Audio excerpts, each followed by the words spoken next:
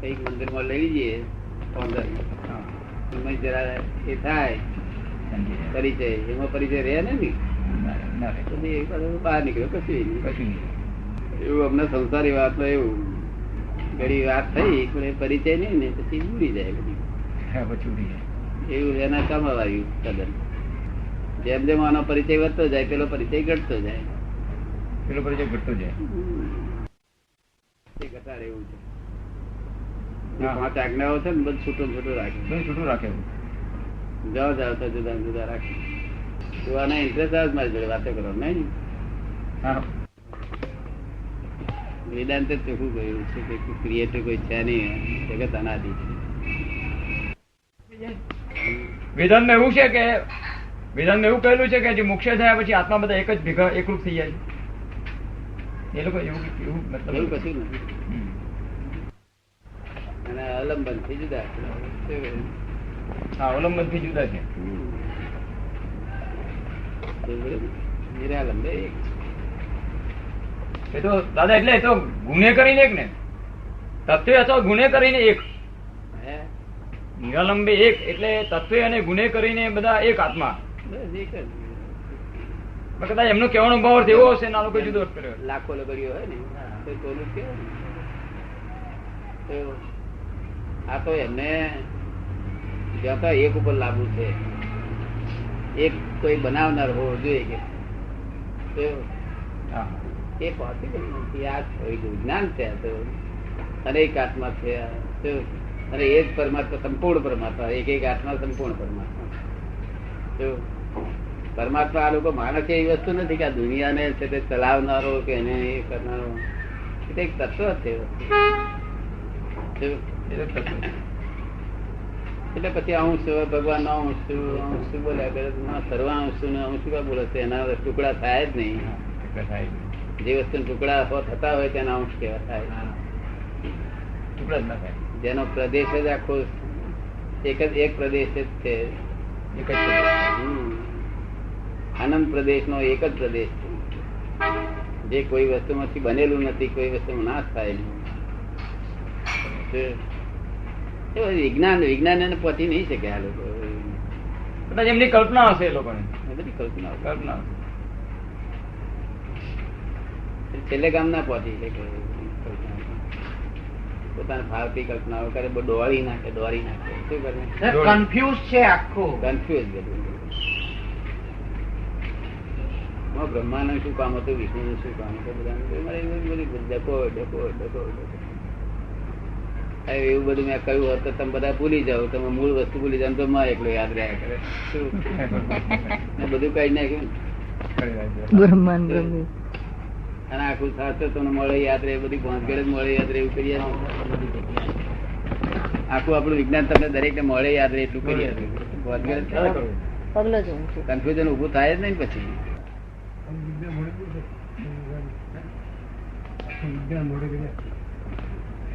આપી દીધું.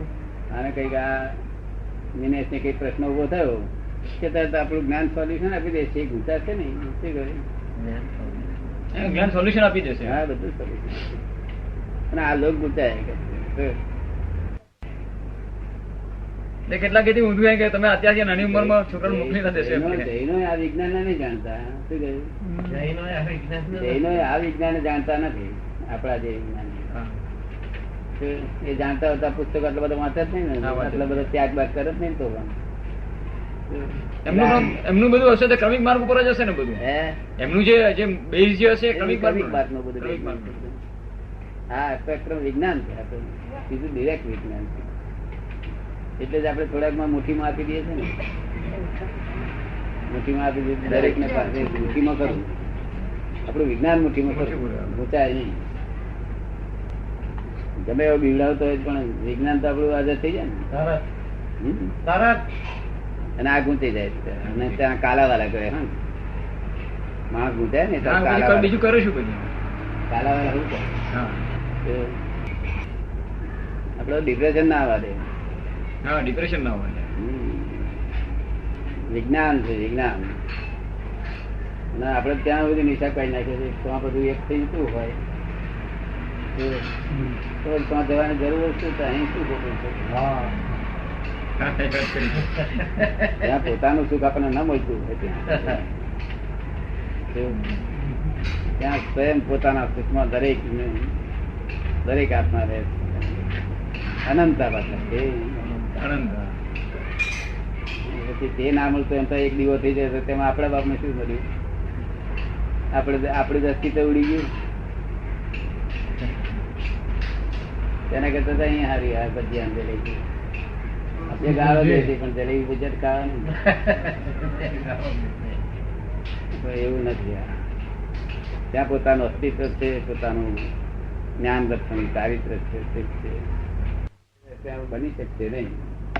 ભગવાનને ક્રિએટર મૂકી અધ્યાત્મ ઉદય કરવા જાય છે, જીવે કેદાર કારણ કરેક્ટ વાત જોશે.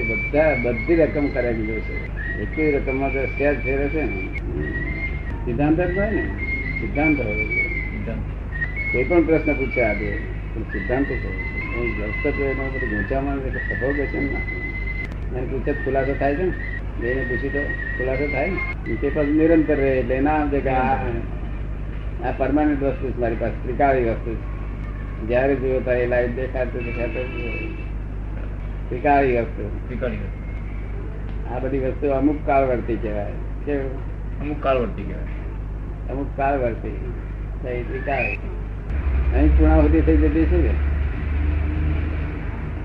આ સ્ટેશન જ પૂર્ણાહુતિ હશે ને તેથી આગળ હશે પછી ના મૂળ છેલ્લું આ છે. હે છેલ્લી વસ્તુ જ એ છે. શું છે? આ શુદ્ધાત્મા પદની જે છે મૂળ છેલ્લામાં છેલ્લું સ્ટેશન આ છે. કયું? શુદ્ધાત્મા પદ પોતાનું અને બીજું બધું ચોખ્ખું કરવાનું રહે છે વ્યવહાર. શુદ્ધાત્મા પદ રહેવાનું મુખ્ય અને બાકી બધું વ્યવહાર શુદ્ધ કરવાનું રહે છે. નિરંતર શુદ્ધાત્મા પદમાં રહેવાનું અને વ્યવહાર ચોખ્ખો કરવાનો. છેલ્લું છે પદ. એ પદ છેલ્લું છે. કયું પદ? આમાં શુદ્ધાત્મા છે એટલે છેલ્લું જ છે. આપણો સેન્ટર છે. દાદા એ પેલા સેન્ટર પેલા પ્રકારે કહીએ કે આ તો અવલંબન છે. હજુ આ અવલંબન છે.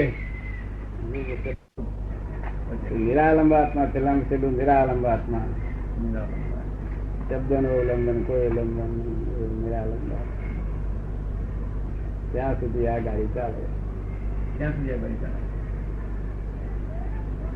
ચાલુ થઈ જઈએ શબ્દાવલંબન અનુભવ હાવો આપે. શબ્દાવલંબન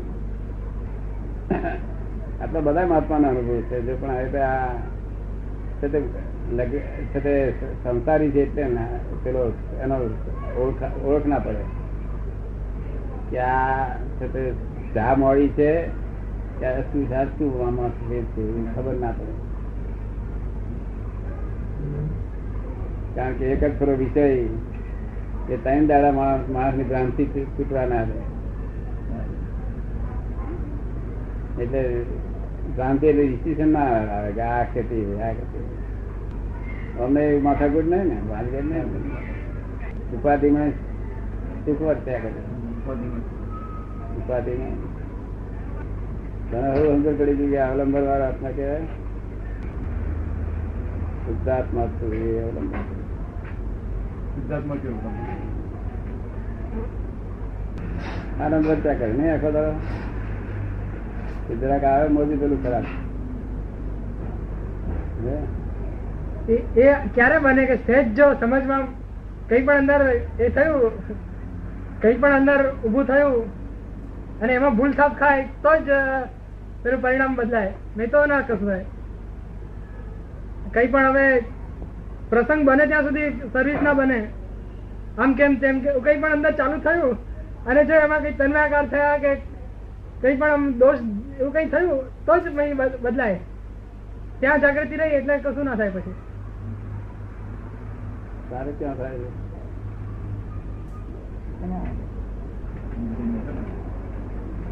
લાઈટ બંધ થઈ જતી છે ને રૂમ માંથી બહાર નીકળીએ ને પછી ત્યાં રૂમ માંથી બહાર નીકળવાનું થાય પછી એવા પ્રસંગો આવે છે. કે ત્યાં રૂમ પર આવી ગયા પછી તો આમ પૂરી સેફતા જેવું જ લાગે છે. પછી આ ત્યાં જમવા જવું પડે ને, જમવા જો કાકા ને ત્યાં એવું થઈ આપણા ડિપાર્ટમેન્ટ ના ઓફિસમાં હેડ ઓફિસમાં ના અંદર નું અવલંબન હોય પણ બહારના બધા એવિડન્સીસ ભેગા થાય ને તો 2 મિનિટ બધું થઈ જાય એમ. હોમ ફોરેન નથી રહેતું એટલે આમ રે પણ આવું કોઈ વાર અંદર ઘૂસી જાય વગર કઈ ખબર તો પડી જાય ઘૂસી જાય છે. એવું ના ઘૂસે.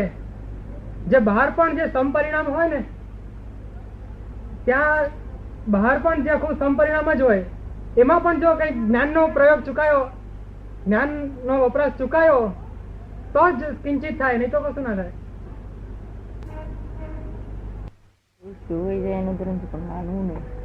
અમારા દોષ હોય તો દેખાય એટલે ખબર તો પડે ને કે આ દોષ છે. આપડે ઈરાદા પણ જોવો નથી દેખાય તને દેખાય એવું દેખાય એવું અમારો દોષ છે તને ના દેખાય ક્યાં દોષ છે શું ભૂલ થાય છે દેખાય એવું. પણ પોતાનું પરિણામ ના બગડે, પોતાનું પરિણામ ના બગડે એમાં પરિણામ બદલાય ને. લોભ ને બધું ઉભું થાય પણ આમ ચાલે નહીં એનું કઈ. લોભ ને બધું ઉભું થાય પણ આખું બહાર તો કશું બહાર ના આવે પરિણામ ના આવે. પછી માથે વાર પણ આવે ના થાય તો ના બોલાય તો વાંધો નથી. દાદા આ પ્રતિક્રમણ ની માત્રા સાવ ઘટી ગઈ છે.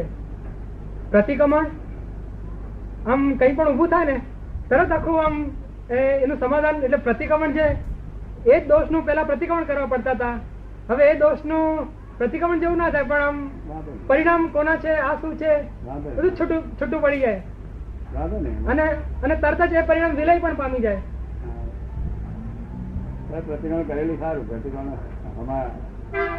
તને તારું ઉકેલાવે પણ હમણાં ના પ્રતિક્રમણ હમણાં પર અસર કરે, તારી વ્યક્તિ પર અસર કરે. ખાલી ભાવ કરો તો ના થયું તેનો હતું ને એમ તો બધું ઉડી જ ગયું. પ્રતિક્રમણ જે પેલા કરતા હતા ને તે ઉડી ગયા, ચાલી શકે પણ તે હમા ઉપર અસર ના કરે ને. હમા ઉપર જે અસર કરી છે જેમ માથા પર બેડું મૂક્યું હોય, બેડા પર બેડું મૂક્યું હોય અને બેડા ઉપર બેડામાં જ ચીત હોય પછી તાળી દે આમ બીજી જગ્યાએ તાળી દે જોડે તાળી જાય પણ જો બેડું છે ના હોય જાગૃતિ એવું માર્જિન જાગૃતિ વાત કરે છે જાગૃત તેમ ત્યાં જ એક ઉપર એક સાથ મૂકે. હા તે જ આલ્યું કામ આપે છે આમ તાળીએ જ આમ રસ્તા તાળી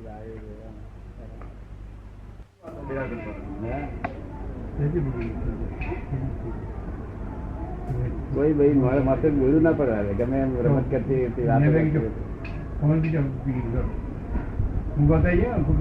બેડા ઉપર પાછું બેડું આત્માની જમત કેવી. અત્યારે રાતે ઊંઘી જવું છું આત્મા ક્યાં જાય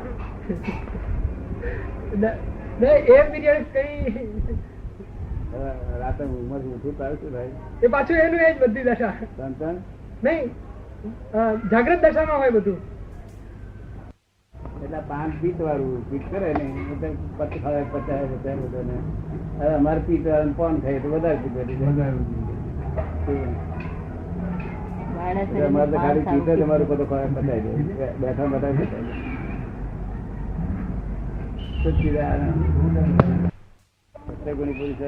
કામ બહુ થાય નહીં અને માનસિક વાતો હોય બધી માનસિક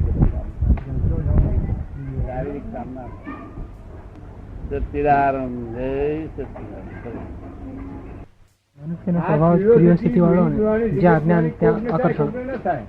ના એ તો સંગ ઉપર આધાર બધા બીજા જોવા જેવું હોય તો થાય શું બધા વિજેતી ના હોય પણ મેં કોઈને બીડી ભાવતી જ ના હોય તેને બીડી અડે નહીં. હા થઈ ગયું સર હા, એ પણ એ પ્રકૃતિ બાબત બનાવી ને હા એ પી એવું બનાવે ને. હા એવું